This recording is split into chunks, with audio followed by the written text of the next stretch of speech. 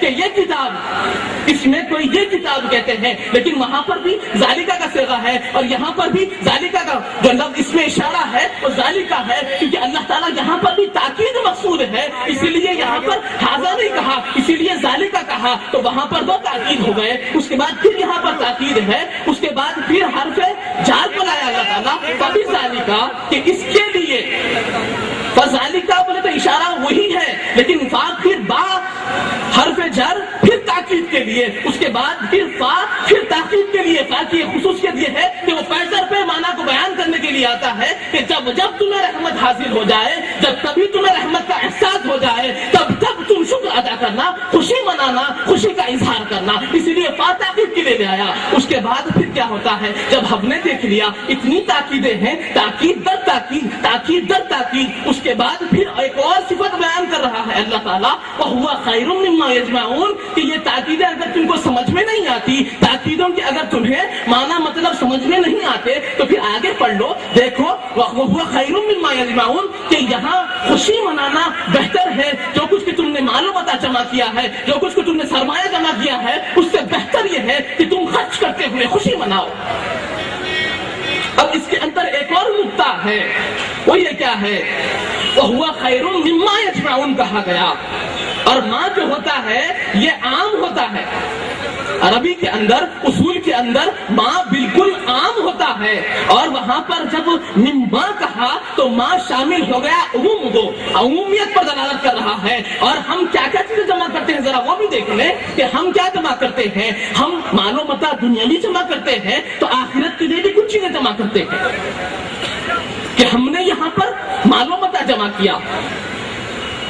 مال و متاع کا ترجمہ تو کر لیا کہ مال و متاع ہم نے دنیا کے لیے جمع کیا کہ ہماری دنیا اچھی ہو، ہمیں یہاں پر آرام سے زندگی گزر جائے، اسی لیے ہم نے گاڑی بھی خریدی، اچھا گھر بھی بنایا، اچھے کپڑے بھی پہنتے ہیں، اچھا کھانا بھی کھاتے ہیں، اس کے لیے مال بھی جمع کرتے ہیں، تو یہ دنیاوی آپ کا جمع کرنا ہوا، یہاں پر دنیا اور آخرت کی قید نہیں لگائی اور ماں عام رکھا، اس وجہ سے یہاں پر مفسرین ایک نقطہ اور بتاتے ہیں، وہ یہ ہے کہ یہاں پر ماں جو عام ہے وہ نہ صرف دنیاوی مال و متاع، دنیاوی چیزوں کو جمع کرنے والے جو دنیاوی چیزیں جمع کی جاتی ہے اس پر ہی دلالت نہیں کر رہا ہے، بلکہ ماں وہ چیزیں جو اخروی چیزیں ہیں اس پر بھی دلالت کر رہا ہے کہ یہاں پر مطلب یہ ہوا اب کہ اگر ہم غور کریں کہ یہاں پر مال و متاع دنیا کا تھا وہ خرچ کرے تو بہتر ہے، یہ خرچ کر خوشی منائے اس کے جمع کرنے سے، تو اب ایک اور معنی یہ بھی نکلتے ہیں کہ جب ہم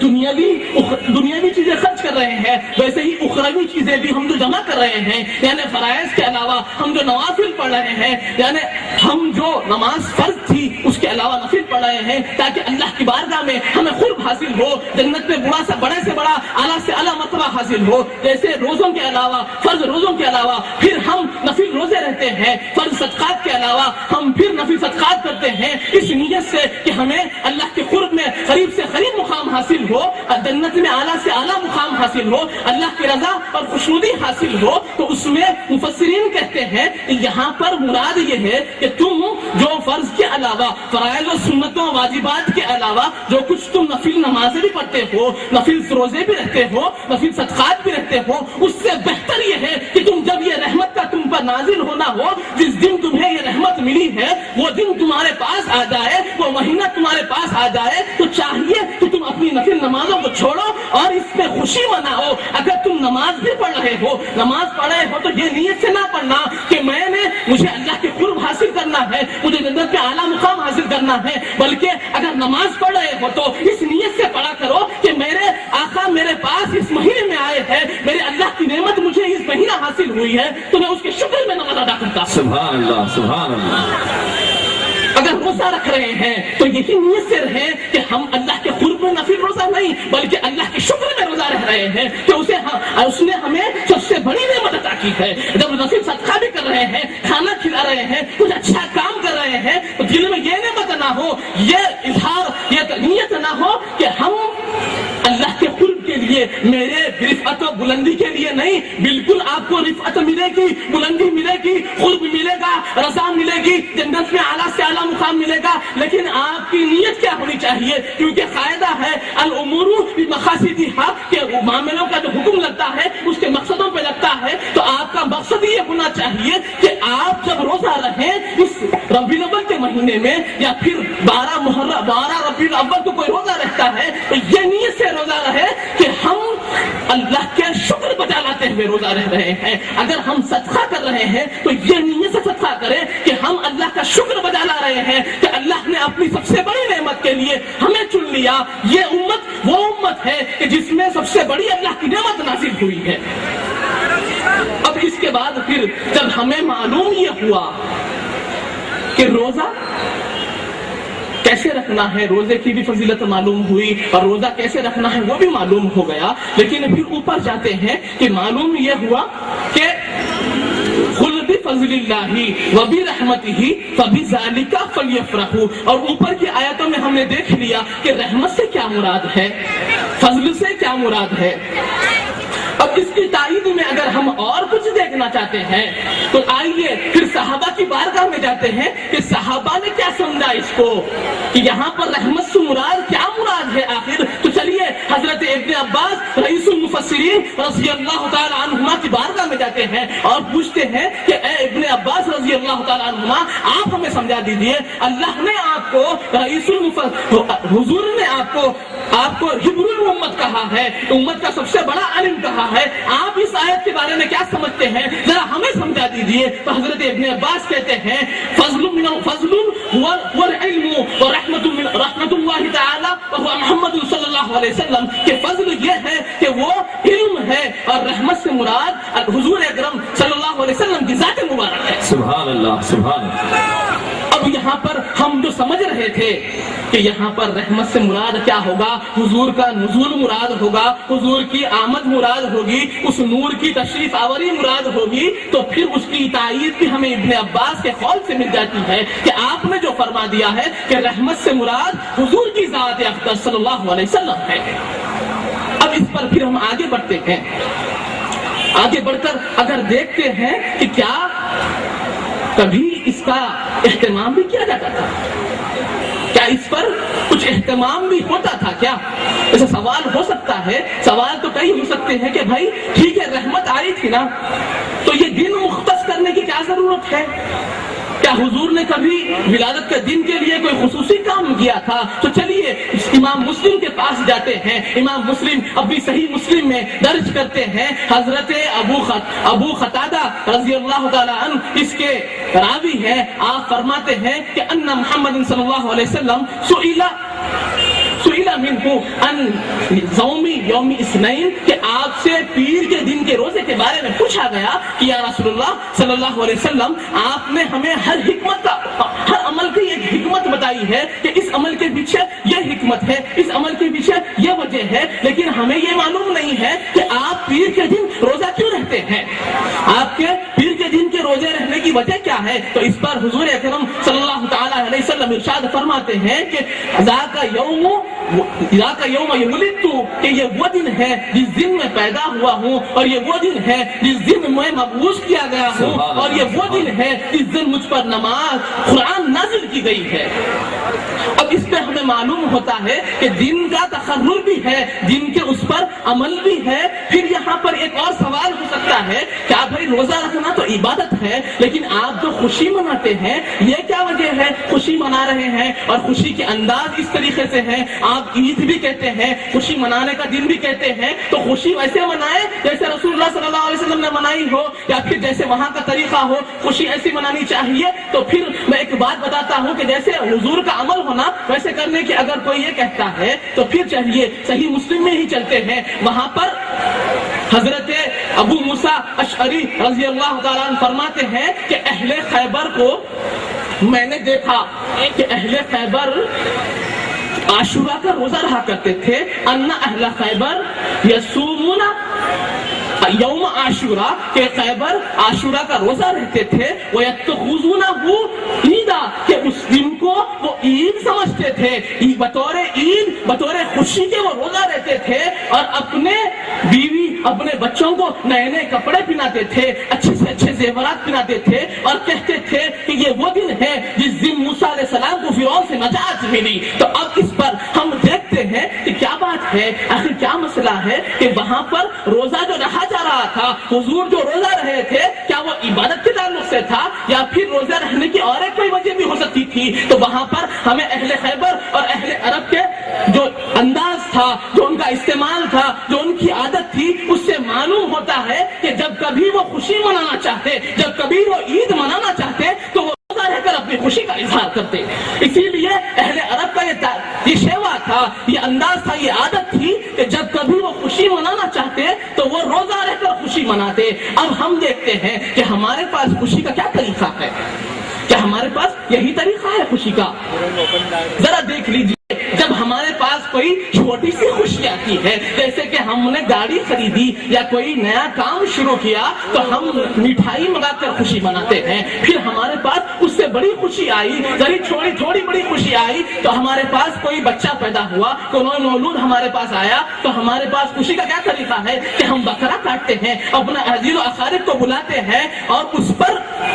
خوشی مناتے ہیں، انہیں اچھا کھانا کھلا کر خوشی مناتے ہیں. پھر اگر ہماری کچھ خوشی بڑھتی ہے، نعمتوں میں اضافہ ہوتا ہے، ہمارے پاس کوئی خوشی کی بڑی وجہ آتی ہے، جیسے کہ ہمارے بھائی کی، ہماری بہن کی، ہمارے بچے کی، ہماری بچی کی اگر شادی تقرر ہوتی ہے، شادی کا تقرر ہوتا ہے، شادی مقرر ہوتی ہے، تو پھر ہماری خوشی کی صفت کیا ہوتی ہے، ہماری خوشی کا وصف کیسا ہوتا ہے، ہماری خوشی کا انداز کیسا ہوتا ہے کہ ہم اپنے گھر کو لائٹ لگاتے ہیں، روشنی کرتے ہیں، ہمارے شادی خانوں میں روشنیاں ہوتی ہیں، پھر وہاں پر بہترین سے بہترین کھانا کھلاتے ہیں، بہترین سے بہترین انتظام کرتے ہیں. تو یہ ہماری خوشی ہوئی کہ جب ہمارے پاس ایک بڑی خوشی آئی، نعمت میں اضافہ ہوا تو خوشی میں اضافہ ہو رہا ہے. اور سب سے بڑی خوشی جو ہماری ہے، شادی کسی ہمارے بچے کی شادی ہوتی ہے تو والد صاحب بڑے خوش ہوتے ہیں، تو انداز اظہار کیسا ہے تو وہ اپنے گھر کو روشن کر دیتے ہیں، باہر سے لائٹ منگا کر لگا دیتے ہیں، اپنے شادی خانے کی جو جگہ ہے جہاں پر شادی ہونی ہے اسے بھی روشن کر دیتے ہیں. اب دیکھیے کہ جب ایک چھوٹی نعمت ہے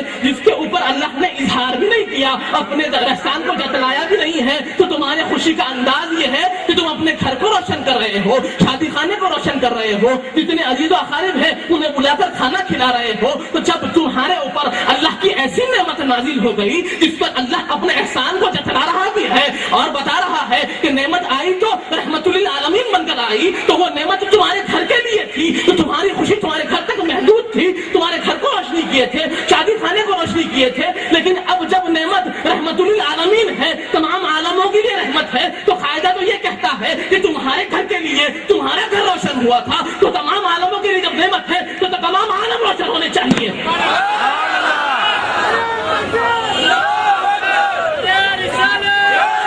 نعرہ رسالت، نعرہ رسالت. اب دیکھیے کیا پھر ہم اس پر عمل کر رہے ہیں. پھر ایک اور نقطہ جو آپ کے سامنے عرض کرنا چاہتا ہوں وہ یہ ہے کہ وہاں پر ہم نے حکم کی تاکید تو دیکھ لی، لیکن حکم کا نتیجہ کیا ہے وہ نہیں دیکھا. کہ جب ہمیں اللہ نے اقیم الصلاۃ کہا تو ہم نے نماز ادا کرنی چاہیے، نماز کو فرض قرار دیا. جب اللہ نے ہمیں روزے رکھنے کی حکم دیا، روزے رکھنے کا امر آیا تو ہم روزہ رکھ رہے ہیں. جب اللہ نے کہا آتوا الزکات کہا زکات ادا کرو تو ہم اسے فرض سمجھ کر ادا کر رہے ہیں. جب اللہ نے کہا حج کا حکم ہے تم پر، جو کوئی تم میں سے استطاعت رکھتا ہے چاہیے کہ حج کرے، تم حج کو فرض کر رہے ہیں. تو وہاں پر اللہ کے حکم پر فرضیت نافذ ہو رہی ہے، فرض سمجھ رہے ہیں. وہاں پر امر کے سب سے بڑے درجے کو لیا جا رہا ہے. امر جو استعمال ہوتا ہے 16 معنی میں استعمال ہوتا ہے. سب سے بڑا درجہ یہ ہے کہ وہ فرضیت پر ہو، ایجاب پر اس کا حکم لگے، اور سب سے کم تر معنی یہ ہوتا ہے کہ استحباب پر اس کا حکم لگے. اب ہم وہاں پر تو اللہ کے حکم پر، اللہ کے جو حکم آیا ہے نماز پڑھنے کا تو نماز کو فرض قرار دیا، اللہ کا حکم آیا روزے کا تو روزے کو فرض قرار دیا، اللہ کا حکم آیا زکات کا تو زکات کو فرض قرار دیا، اللہ کا حکم آیا حج کا تو حج کو فرض قرار دیا. اور یہاں پر جب اللہ کا حکم آیا خوشی کا تو کم سے کم مستحب تو سمجھو کہ وہاں پر حکم ایجابی تو لے لیا، یہاں پر بھی چاہیے تھا. امر تو یہ کہتا ہے، قاعدہ تو یہ کہتا ہے کہ جب تک کوئی قرینہ نہ ملے، جب تک کوئی قرینہ نہ ثابت ہو تب تک امر وہ واجب ہونے کے لیے، وجوب ہی کے لیے لیا جائے. تو یہاں پر کوئی قرینہ تو ذکر نہیں کرتے، کوئی قرینہ تو نہیں ہے، بلکہ امر میں تاکید ہے. وہاں پر حاضر کے معنی کے ساتھ ہے تو یہاں پر غائب کے معنی کے ساتھ تاکید ہے. قاعدہ تو یہ چاہتا ہے کہ یہ وہ فرضوں سے بڑھ کر فرض ہو کہ وہاں پر جب نماز فرض ہے تو یہاں پر حضور کی تشریف آوری پر خوشی منانا بھی فرض ہو. سبحان اللہ سبحان اللہ. لیکن میری یہ خواہش ہے جو کوئی منکرین میلاد ہے ان سے میرا یہ سوال ہے کہ وہاں پر حکم آیا اللہ کا تو وہاں پر تم نے فرض قرار دیا, جب روزے کا حکم آیا تو اسے فرض کر دیا, نماز کا حکم آیا تو اسے فرض کر دیا, لیکن یہاں پر جب اللہ کا حکم آتا ہے اور تاکید در تاکید حکم آتا ہے تو پھر تم یہاں پر فرض کیوں نہیں لیتے؟ آخر یہاں پر اپنے اوپر محبت کو واجب کیوں نہیں کر لیتے؟ محبت کے منانے کو, محبت کے ظہور کو واجب کیوں نہیں کر لیتے؟ اگر ٹھیک ہے واجب نہیں کرتے نا, اگر تمہارے پاس کوئی قرینہ ہے کم سے کم یہ تو کہو کہ مستحب ہے, اچھا ہے, کرنا چاہیے. انکار کی کیا دلیل ہے تمہارے پاس؟ جبکہ حکم صریح ہے تو پھر انکار کیسے کرتے ہو؟ ذرا غور کرنے کی بات ہے. اس کے بعد پھر اگر ہم آگے چلتے ہیں تو میں نے کچھ تیار کیا تھا کہ آپ کے سامنے پیش کروں کہ جیسے ہم دیکھتے ہیں کہ اکثر ہم پہ یہ الزام ہوتا ہے کہ ہم ہمارے ہی علماء کی بات سے اپنی بات کو ثابت کرتے ہیں. ذرا یونیورسل ہو کر بات کرو, کیا پوری دنیا میں ایسا ہوا ہے؟ کیا ہمارے کوئی بڑے نے کہا ہے؟ ایسا بھی ہوتا ہے. تو میں کچھ آپ کے سامنے لے کر آیا ہوں کہ جیسے ہم نے سن لیا کہ حدیث و قرآن کی روشنی میں میلاد کا منانا فرض کی نوعیت بھی رکھ سکتا ہے اگر قاعدے کے تحت چلے, لیکن ہم تو مستحب ہی کہتے ہیں. ہم تو یہ کہتے ہیں کہ اس میں استحباب ہے, کیونکہ آقا کی یہ ہمیشہ سے یہ اصول رہا ہے کہ جب اپنی عمل کی بات آئی تو آقا نے ہمیشہ امت کی سہولت کو دیکھا ہے, امت کی عظمت کو نہیں دیکھا. اس لیے جب کبھی پیر کا روزہ رکھے تھے تو جب تک امت نے نہیں پوچھا, جب تک آپ نے اس کی حکمت, اس کی وجہ, اس کی علت نہیں بتائی, جب آپ تراویح پڑھ رہے تھے جب آپ نے دیکھا کہ تراویح کے پیچھے میرے لوگ جماعت بن جا رہی ہے اور جماعت کی شکل میں میرے پیچھے تراویح پڑھ رہے ہیں, تو آقا نے وہ جماعت کو ترک کر دیا. جب اس کی علت بی بی عائشہ صدیقہ رضی اللہ تعالیٰ عنہ پوچھتی ہے تو آپ کہتے ہیں کہ مجھے خوف ہوا کہ کہیں یہ چیز میرے امت پر فرض نہ ہو جائے, اس لیے ہم فرض نہیں کہتے, قاعدے کے خلاف جاتے ہیں, کیونکہ ہمیں آقا کا منشا دیکھنا ہے. آقا کا منشا یہ ہے کہ میرے امت میں رخصت ہو, عزیمت نہ ہو, تو اسی لیے ہم مستحب ہی کہتے ہیں. ابھی اسی مستحب کو دیکھیے کہ منکرین میلاد کے بڑے کیا کہتے ہیں. ان کے امام الحدیث جن کے بغیر ان کو حدیث کا فہم نہیں مل سکتا, کہ ان کا ہی دعویٰ یہ ہے کہ جب تک کہ ان کی کتاب نہ پڑھی جائے تب تک بخاری شریف سمجھ میں نہیں آ سکتی. ان کا نام ہے حضرت ابن حجر اسقلانی رحمت اللہ علیہ. آپ کی کتاب کا نام ہے فتح الباری, اس کے آپ شارح ہیں. اور اسی پر جب ہم دیکھتے ہیں کہ جب ابن حجر اسقلانی رحمت اللہ علیہ سے پوچھا گیا کہ آپ کیا فرماتے ہیں میلاد کے بارے میں,